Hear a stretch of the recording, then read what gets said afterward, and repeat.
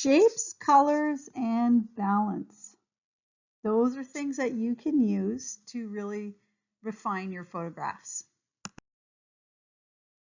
In a good photo, you want to pick shapes and colors that say something to you, that are going to define your image and pull your viewer in.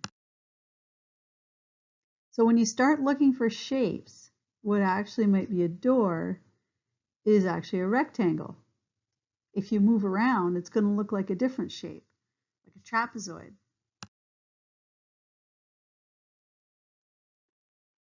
The actual subject of it doesn't really matter, but if you have a really strong shape, it's going to give you an interesting design.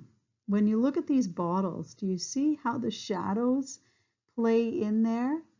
And that gives you a really interesting shape to look at. All they've done is taken a bottle actually and dropped food coloring in it, and it makes those really cool swirly shapes. When you're taking pictures of just shapes, you should be able to go back from the picture, stand away from it, and still see your shape. If you can still see your shape, then it's a good picture. You know you've done a good job. You should be able to make it as a thumbnail and still see the basic picture. If you look below, you see how I have the tiny thumbnail in behind? Even when that picture is really small, you can see what's happening there. You can see your salt shakers on the rule of thirds and the circles making a pattern all around it. So if you look at shapes, sometimes you can make some neat effects with them. You can make just by the way you place it and how you focus in, how you crop right in to the specific shape that you want, you can make your viewers see something that's implied, that's not even there. When you look at these two shapes, is it just a tire swing and a bench? Or do you see something else in there? When I look at this picture, is this a picture of a bench? Or is it actually an R? If you put it near other photos, they can start to look like letters.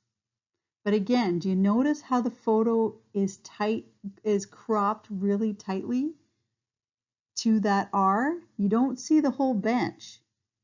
The R takes up most of the picture.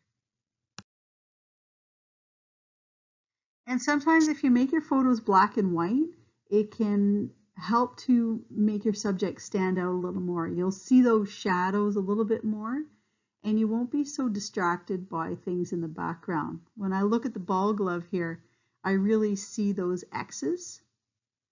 If my background was like a really bright color, it might draw my eye to the background instead of to the X. So if you can shoot black and white, you can try that too. Okay, so your assignment.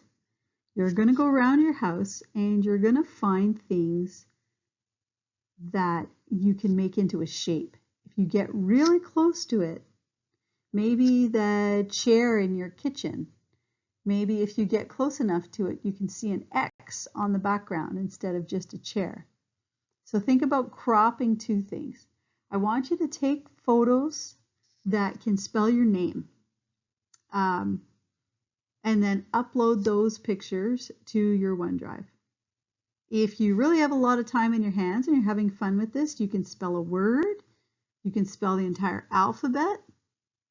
It can be really entertaining to do this.